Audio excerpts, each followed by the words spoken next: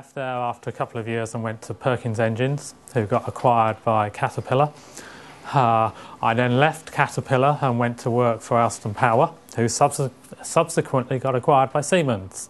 So I've had quite a varied background, but I am a member of the CIPS, so I am professionally qualified as a procurement person, and all of my career I've spent in procurement, and frankly I love it. I think it's an incredibly fascinating career to have. It's dynamic, it's varied, and quite frankly, no 2 days are the same. So when I get an opportunity to come and talk from a procurement perspective, and that's very much what this is, it's from my personal perspective and from Siemens' perspective, then it's great because I'm very passionate about what I do. And actually, while I can relate to a lot of the things I saw in the report, and clearly there are lessons for us as a procuring organisation as well in terms of the way we structure our processes, the way we feed back to bidders, there are common themes in there as well. So I've been asked to talk about international supply chains, challenges, opportunities and partnerships. So I'm going to talk to start with, just really to set the scene about Siemens, because it's probably a name a lot of you know, but probably most of you don't realise the size of Siemens and the complexity of Siemens as an organisation. So if I start there, I'll then move into where my business is, which is Siemens Rail Systems in the UK. So I'll try and give you a bit of understanding about that in terms of size and complexity, and hopefully you'll start to understand some of the issues that I and my team face on a daily basis. And just so that you know, I have a team of nearly 60 across procurement and materials. Most of those sit in materials. So you'll see when we go through the presentation, we have a number of depot locations. My team are responsible for everything from strategic procurement, and there's about 10 in strategic procurement, through to day-to-day transactionally placing the orders, managing the stores and issuing goods and materials to actually enable us to maintain the trains on a daily basis.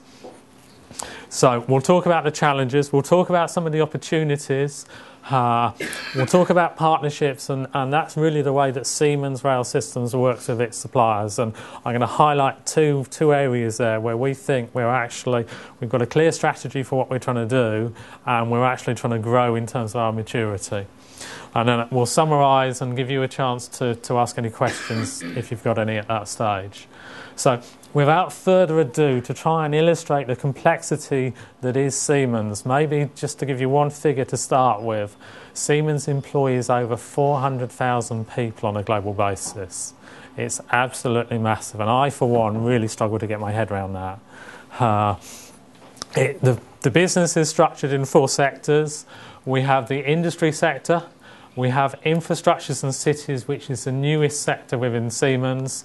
They created that on the start of the new financial year, which for us was 1st of October last year. So that's when my role, my job title changed. So we're sitting here in Rail Systems as part of infrastructures and cities. We have an energy division and we have a healthcare division. So just to bring things a bit closer to home in terms of Siemens, then within Wales, within the industry sector, we have a water treatment business who has a couple of relatively small sites within Caldicot and Portskewitt down in South Wales. And then within the healthcare side of things, on the diagnostic side of things, we have a plant in Llanberis. So literally it's on your doorstep, and most people don't realise it's there, and to be honest I didn't realise it was there until I went and visited it, because you'll drive past it going into Llanberis and you won't have a clue it's there. And it's actually quite a sizable plant, and the work they do is incredibly important. They're very intelligent there. They've produced some great systems, and they get involved in exporting those across the world. So it's incredibly important for Siemens, and it's also quite a large employer in terms of the North Wales economy here.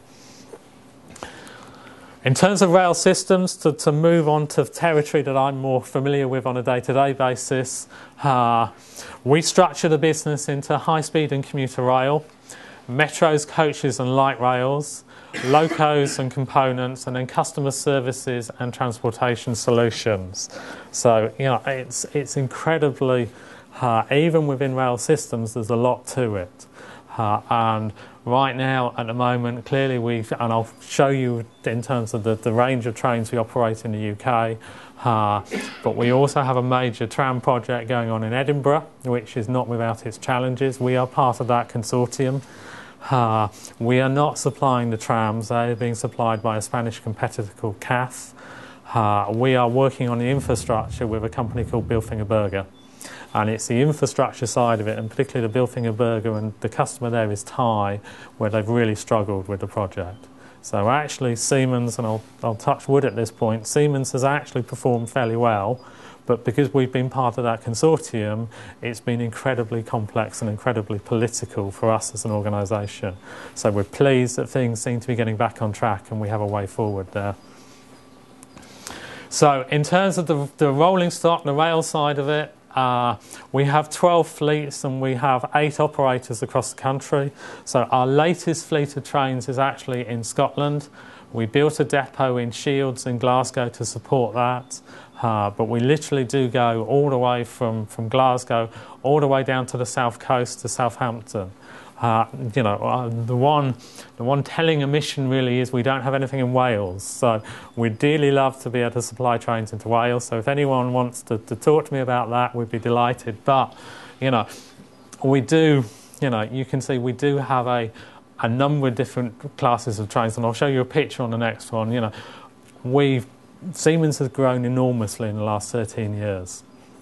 Our oldest class of trains in here are the trains for Heathrow Express and for Northern. So they are about 13 years old.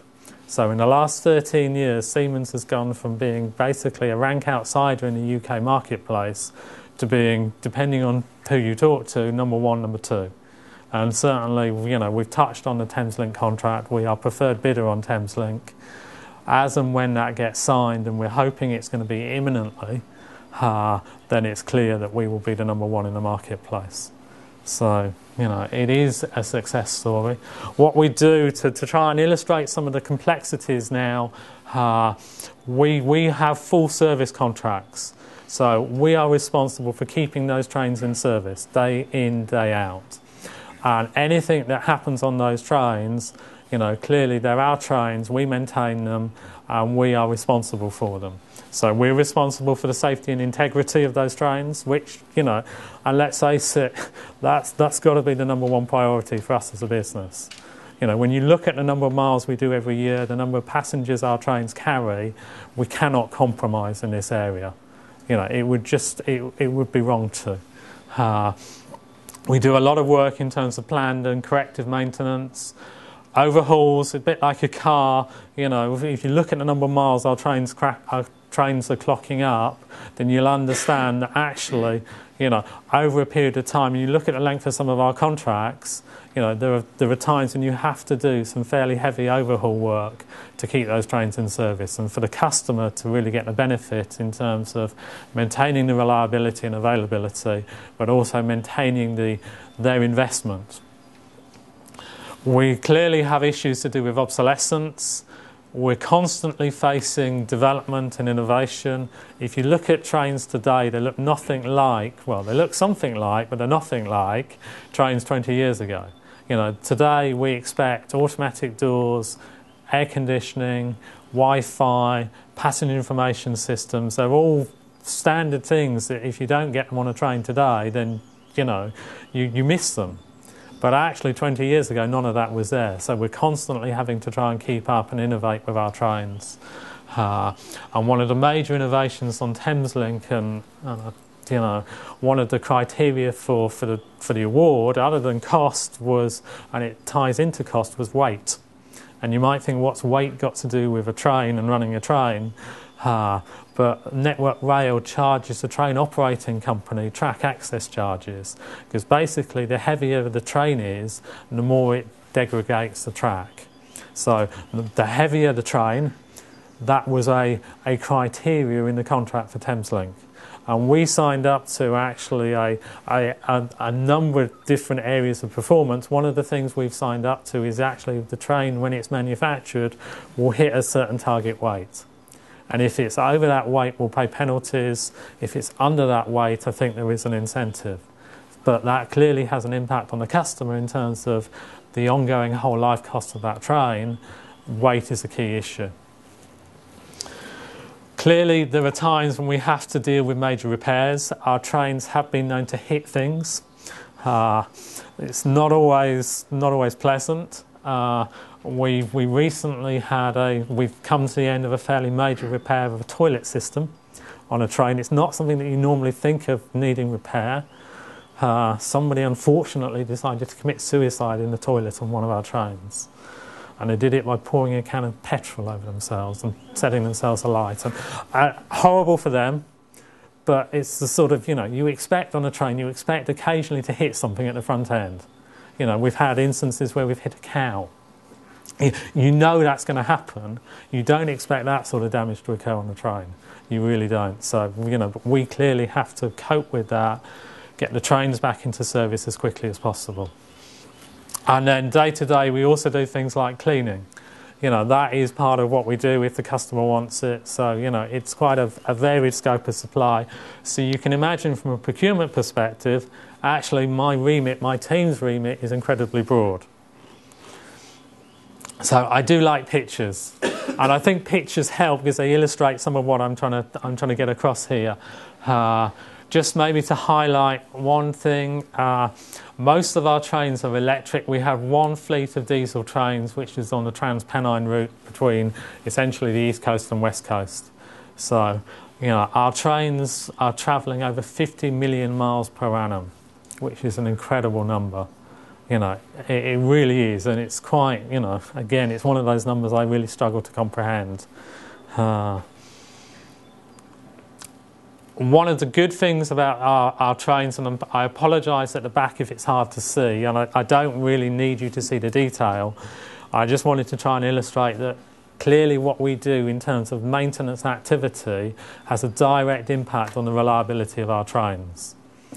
So these are the EMU stats and it's independent stats. They're not produced by Siemens. They are produced by an independent body on behalf of the railway industry on a it's 4 weekly basis. Their periods aren't months.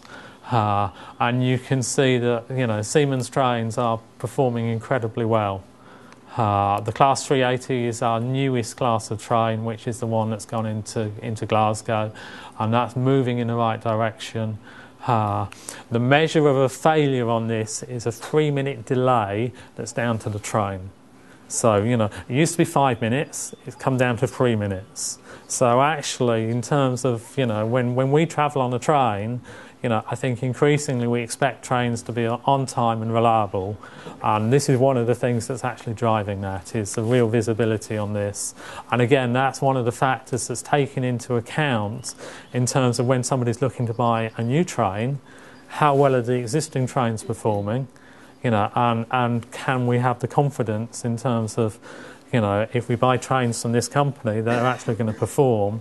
And it also has an impact because actually if you have trains that perform well and are available, you maybe don't need to buy so many trains, because the ones you've bought you can put into service. If you've got trains that aren't reliable, you need to go out and buy 1 or 2 more to have a backup plan. So that's for the EMUs. This is the DMUs, the diesel fleet. Again, while the numbers are lower, you can see that Siemens trains are performing well there. So, challenges. Well, clearly one of the challenges is the scale of what we do. 1,508 vehicles in service, and that's more or less on a daily basis. 50 million miles a year, 650 staff spread across the country, 10 depots, of which 6 we have built. So when you're talking about construction, yes, that's something that we are into. We have right now a project ongoing to modify our depot in Ardwick in Manchester. It's currently our only diesel fleet, so it's a diesel depot, but with the changes and the electrification strategy, we've been given a sum of money to invest in actually making it diesel and electric, so we can cope with both fleets of trains there. We handle over 1 million material transactions every year, and this is purely in the UK, and every major owner and operator has at least one fleet of Siemens trains. So, you know, it's really, it's great, it's good news for us, but it's also incredibly challenging on a day-to-day basis. Now, in terms of other challenges, we're talking about international supply chains, and I have to be honest here, you know, I've seen some of it in the press in terms of Thameslink. Our trains are not made in the UK, they're actually predominantly made in Germany. We also have a manufacturing facility in Vienna. But most of our trains come from Germany, and clearly a lot of certainly the initial technical design expertise sits in Germany. Now clearly when you're operating 1,500 vehicles a day in the UK, then clearly one of the things we have in the UK is a technical team that predominantly sits in Northampton that are dealing with engineering, safety-related issues on a daily basis, because, you know, clearly we need that expertise. We also have invested quite significantly in terms of our employees who do the maintenance activities, because clearly, you know, you don't get performance like that by accident. You have to invest a lot in terms of training, choosing the right people, giving them the right tools to do the job. One of the commitments we made in terms of the Thameslink bid was actually to build a rail training academy. So that is, I've seen the designs for that. That will be based again in Northampton. And that is part of us in terms of our commitment to the rail industry, saying, you know, we're in it for the long term. We're actually going to invest some money to try and develop the industry and bring people through and actually give them skills and expertise they need for the long term. And that's not just for our people, that's clearly for our people, but it's also for suppliers, and they will also be offering training to our competitors. So, you know, again, that's evidence of the way Siemens approaches these things. Clearly for me, Siemens is predominantly, it is a multinational company, but it is quite Germanic in a lot of what it does. And I have to be honest, I don't speak German. And language can be a challenge for us, particularly, and for suppliers as well, particularly when you're looking at technical specs and things like that. Siemens is moving more and more towards English as the international business language, and day to day when you interact with people, their English is flawless. It really does put us to shame. But when you drill down into a level of detail, and when you try and dig into some of the detail, when you want to see technical specifications, contracts, you know, the working level information, and you do sometimes come across situations where if you can find out who to talk to get hold of it, which can be a challenge in itself, then you do find it's in German. So clearly that's something that we're trying to address. And one of our other challenges is really around suppliers. You know, we have within the rail industry a relatively small pool of suppliers, and the suppliers we would share with the likes of Bombardier, Alstom, CAF, Hitachi. You know, if you looked at, say, the suppliers for brake systems on a global basis, you know, there are only a limited number of suppliers who have both the technology and the expertise to really give us what we want. So in terms of the systems suppliers, you know, quite often we are dealing with a handful of suppliers. You then drill down, and clearly within the supply chain, those suppliers are going to be reliant on a lot of sub-suppliers, service suppliers, component suppliers, and you know, clearly you've then got a massive supply chain. But for some of our key systems, then we're quite restricted in terms of actually who we can do business with. And one of the challenges we have, because we are maintaining the trains, we often find that actually the supplier selection has been made by Germany as part of the new build process. One of the things we are working much more hard on, and I'll talk you through some of it in a minute, is getting involved at the front end and actually taking our expertise as a service business and plugging that into the initial sourcing decision. because it's one thing to select a supplier that's good for production, so that they're competitive and they can supply on time and when you want them with the right quality. But then it's another thing when you've got to deal with that supplier for the next 20 or 30 years, which is our business model. So I thought it was worth just maybe putting this in. This is straight from one of our systems, and it is for this current financial year, which started on the 1st of October. So, and the one thing you can see is the range of companies and countries we deal with. But what I was pleasantly surprised by was actually how high the percentage is from the UK.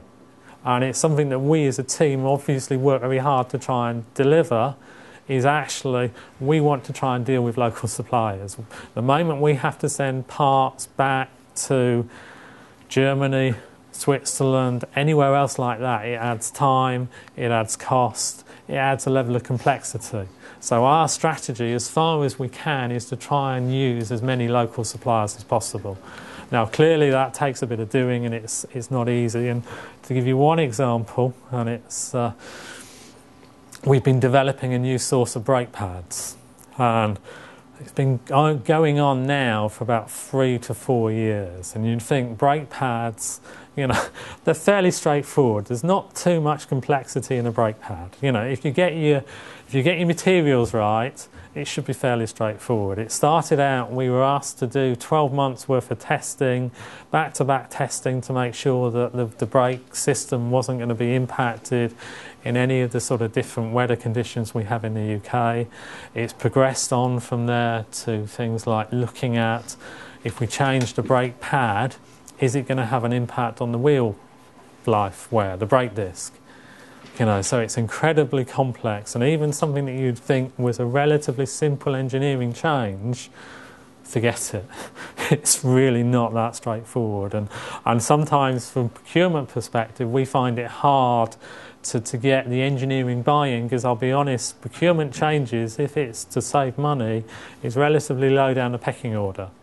Because our technical priorities, health and safety is number one. Number two is something that impacts the availability or reliability of our trains. And actually something we want to do, because we can actually, either give ourselves strategically a second source, or we can see an opportunity to reduce our costs. Actually, you're coming about number 3 or number 4 in terms of the pecking order. So it is challenging for us in terms of actually being able to move the business forward at times. But you can see we have and this is third party only, so this is ignoring any spend we have within Siemens. You can see actually we have quite a wide range and international supply base here. Other challenges for us are, clearly we have demanding customers. We sign up to penalty regimes with those customers, and some of those penalty regimes are incredibly demanding. Our trains run 364 days a year. The only day they don't run is Christmas Day. And our maintenance activities take place 364 days a year. They have to keep those trains in service. And we have to commit to making those trains available to meet the customer demands. And so a lot of our maintenance activity is carried out at night.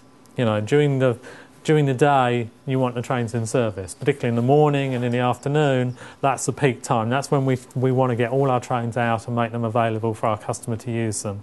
So by default, the window of opportunity for us is generally about 6 to 8 hours overnight to do the routine maintenance. So, again, it's a different mindset. And we have quite a massive variation in terms of our fleets. We have the one diesel fleet, all the rest are electric fleets, but they've come about across 13 years. So even today, we've just won a contract for some more 350 class trains. We have 351s and 352s at the moment, with a gap of about 3 years between them. And even there, where they're essentially the same train, there's different suppliers involved, so the air conditioning system is different. And I know that between the 352s, which are the last fleet of trains, which are now probably about 3 or 4 years old now, and the new ones when they come in a year or so's time, again there'll be differences. We're trying to minimise those differences clearly, but you can guarantee there will be obsolescence issues, suppliers will have gone out of business, and we'll actually have new suppliers and a whole new mix of challenges for us to deal with there. So, I mean, having probably laboured a bit too much on the challenges, maybe I should be a bit more upbeat now about the opportunities. And actually, it is a fantastic business to be in. We have 1,508 vehicles and we are growing exceptionally quickly. Our maintenance contracts last for anything between 2 years and 35 years. And if we said today, OK, we're big enough, we're not going to do anything else, we have an order backlog of over £1 billion in terms of the maintenance activities. So that's incredible, and that gives us a real confidence to invest and to make decisions for the long term. And we have opportunities to more than double in size. We have 160 vehicles right now in manufacture for Eurostar. For us, that's strategically important because that will be our first high-speed fleet in the UK. When you saw the pictures, they're all commuter trains today. These are the trains that look sexy. If you're into trains, then it's the high-speed trains that will get you. You know, and you know, we were talking last night over dinner about the speed of trains. Commuter trains at the moment run up to about 100 miles per hour. Our Eurostar trains, in Siemens, they're called the E320. E for Eurostar, and 320 for 320 kilometres an hour. So, you know, again, it's a different ball game for us in the UK, but also, you know, in terms of actually investing in the rail industry and trying to drive the business forward. We've touched on the additional Class 350 vehicles. There's 80 vehicles there. We are preferred bidder on Thameslink, which is 1,140 vehicles.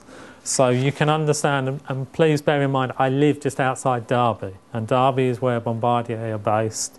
You know, I'm in Derby once, twice, 3 times a weekend generally.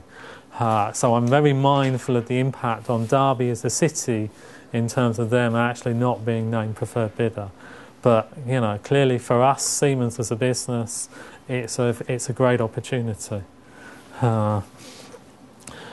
We're currently now, we've just had the Crossrail ITT has recently come out. So some of what's been covered today in terms of promoting in the ITT suppliers to invest in local businesses, and you know, all of that is actually in the Crossrail ITT.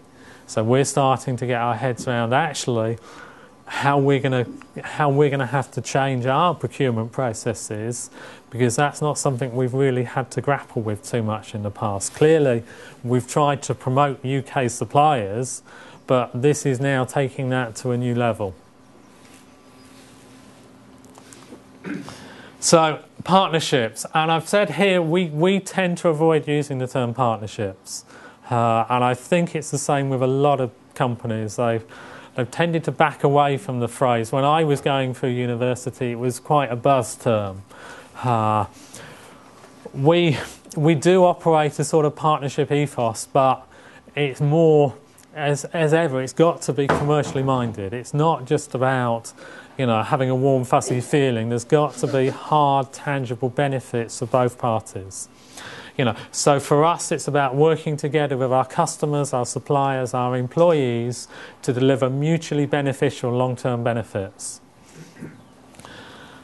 And in terms of suppliers and the procurement side of things, there's 2 important aspects to that collaboration. One of which is the internal collaboration, so that's within Siemens, and the other is collaboration with our suppliers. And communication on both of those is key. And what I'm going to do now, I'll come on and talk about it in a bit, but a lot of the material I'm using here today is taken from our annual supplier event. So actually for me to prepare for this was relatively straightforward, because we on an annual basis we have this sort of gathering, admittedly on a slightly bigger scale, with some of our key suppliers, and we're communicating with them as part of that. So This is part of the procurement presentation I did jointly with one of my German colleagues from headquarters procurement. So we talked in terms of a procurement update from the UK, a procurement update from headquarters in Germany, but also from globally. And we wanted our suppliers to go away with some key messages from a procurement perspective. And it's not one of those, if you've been to them, where you walk in, somebody bangs their fist on the table and says, I want 5%, I want 10% off. That's not the way we operate. Clearly we have cost pressures in our business, we're striving for efficiencies and productivity, but that's not the way we approach our supply base en masse.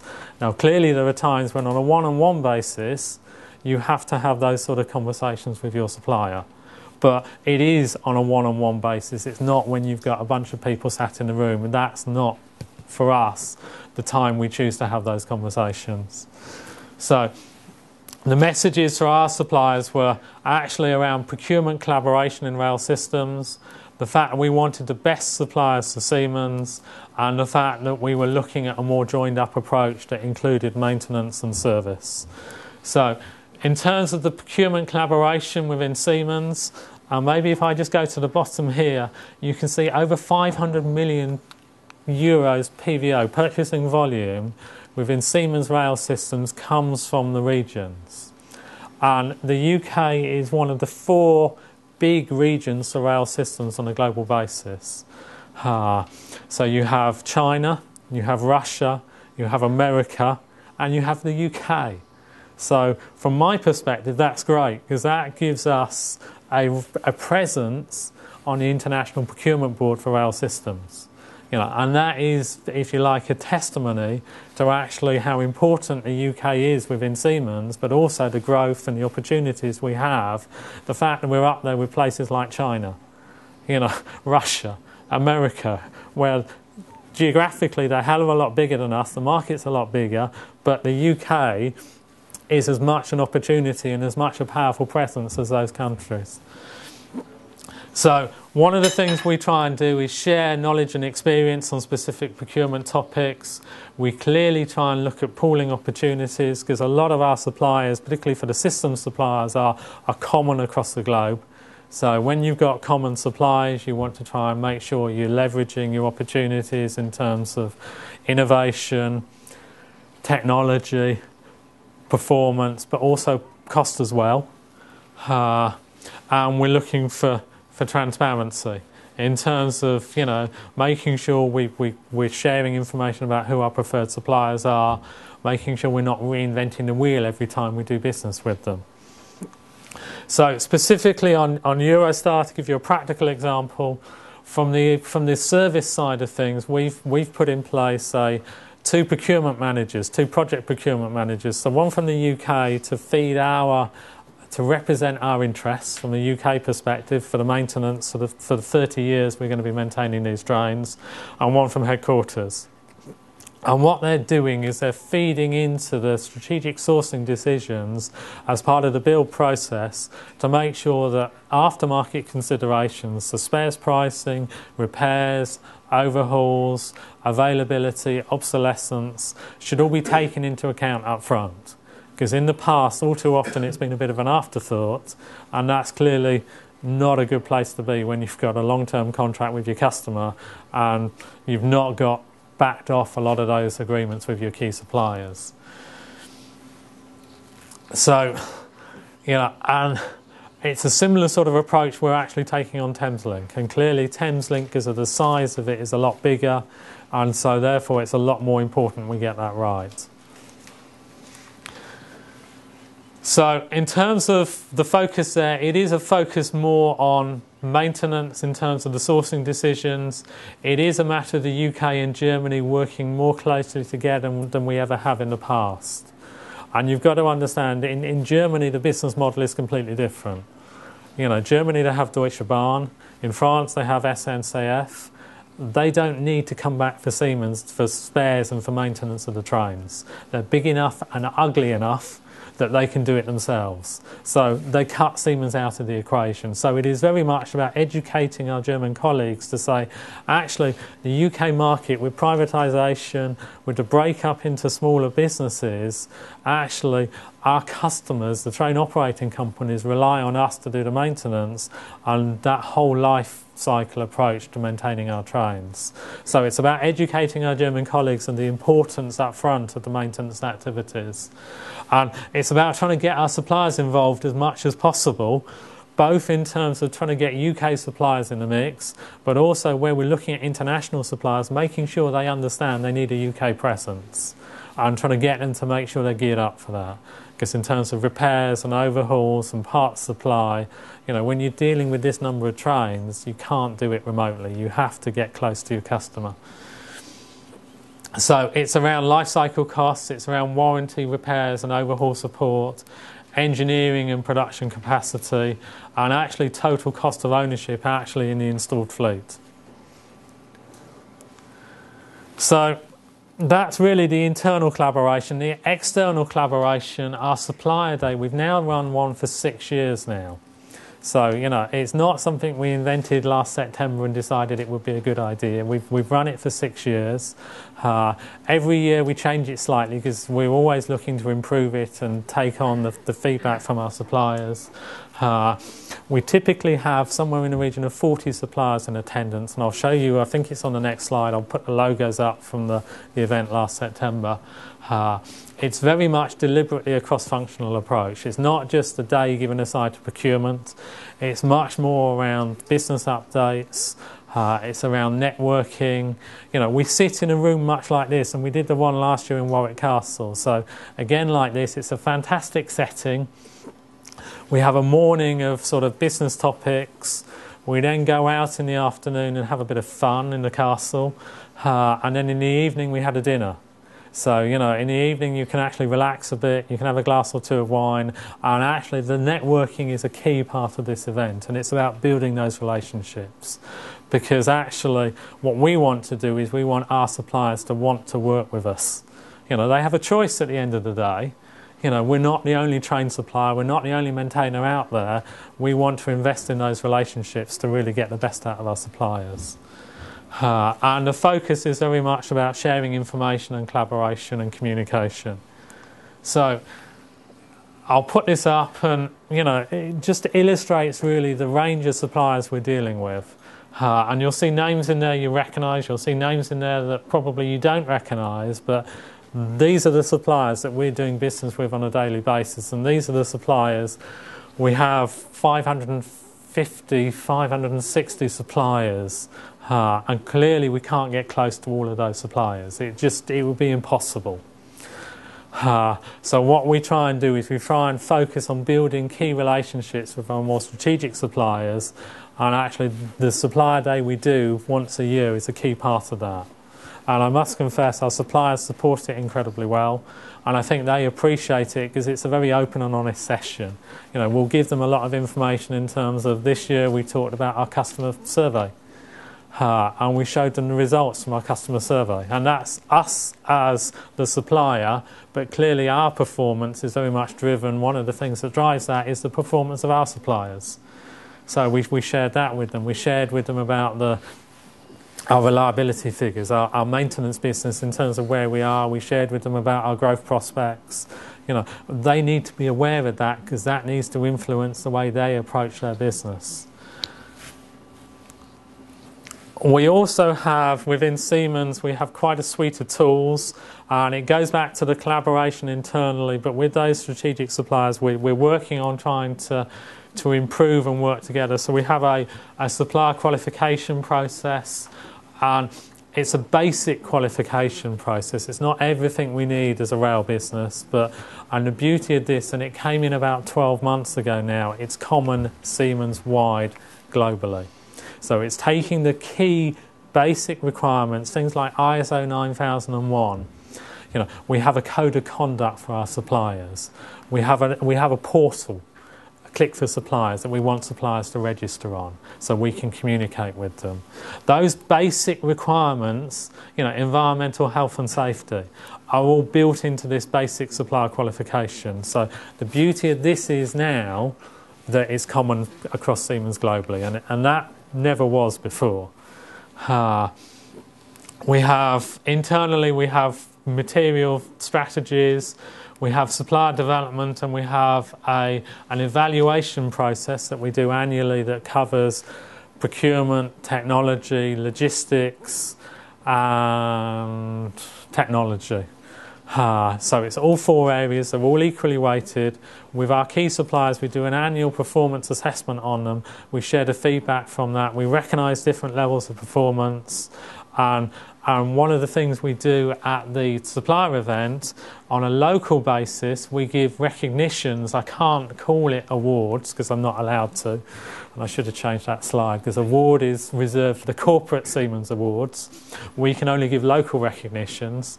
We give local recognitions to our best performing suppliers, to try and encourage them to publicly recognise the hard work they've done in supporting our business.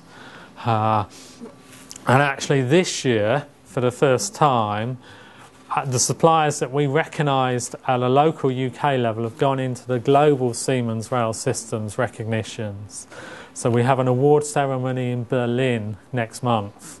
We have 23 suppliers going to be attending in 5 categories. One of the categories is aftermarket and service. We have 3 suppliers of the 5 in that category are going to be from the UK. So I'm hoping one of those 3 will walk away at the end of that night with the recognition, because that would be a tremendous achievement for us, and also in the light of Thameslink and everything else, it would really send a positive message in terms of actually UK-based suppliers are important to us and are actually getting the recognition within the wider Siemens for the good work they do. I won't go through the rest of it, but if anyone wants to ask me about any of that, then I'm happy to take questions. So this was the closing slide from our supplier event, and I've deliberately not altered it in any way at all. And a lot of the material I've used today I haven't altered, because if I'm sharing it with suppliers, to me, logically, it's the sort of thing I'd want to share with you guys as being an example of not just the theory, this is what we actually say and do. So clearly Siemens has some exciting prospects and great opportunities. We operate in a competitive environment. We have demanding customers and challenging competitors. I think we can all relate to that, can't we? We clearly need to engage and work with our suppliers if we're going to really succeed, because we can't do it on our own. We need to get our suppliers involved and to really maximise their innovation, their technology, their understanding, if we're going to get the most out of our business and to satisfy and delight our customers. So we want to be the number 1 together across all areas, from technical innovation, lowest total cost, communication, reliability, availability. We can't just afford to focus on one aspect, and I find it slightly worrying when tenders are coming out and price or cost is the only criteria, because clearly that's not a healthy place to be, really, as a procurement person. For us, we're in it for the long term, and we have to have that sort of mentality. So we want our suppliers to be part of our long-term future success, and it's as black and white as that. It really is. So that's the presentation. I hope you found that interesting. I don't know if anyone's got